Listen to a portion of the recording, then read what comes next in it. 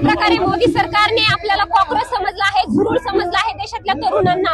आज आपल्यातलाच एक तरुण अभिजित जसं ज्याने नेतृत्व उभा केलेलं आहे आणि कॉक्रोच म्हणून ज्याला हिनवलं गेलेलं आहे, आज अख्खा देश त्याच्या मागे आहे।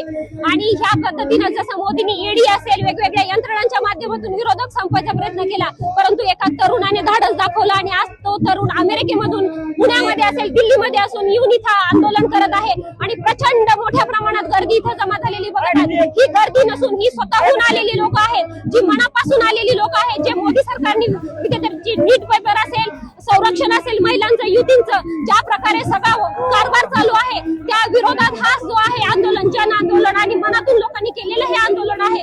त्यामुळे मोदी सरकारला तसेच शिक्षण मंत्र्यांना मी एवढंच म्हणेल की तुम्ही राजीनामा द्या। तुम्हाला जर काही जनाची मनाची असेल तर तुम्ही राजीनामा द्या आणि हे सरकार बरखास्त करून एक चांगलं सरकार आलं पाहिजे। आणि अभिजित सरांच्या मागे आपण सर्वजण उभे राहू, युथ उभे राहू, पॅरेंट्स उभे आहेत, नीटचे विद्यार्थी असेल, सर्वसामान्य जनता त्यांच्या मागे आहे आणि ह्या आंदोलनाला एक कायमस्वरूपी आपण सपोर्ट करू एवढंच मी म्हणेल। जय हिंद, जय महाराष्ट्र।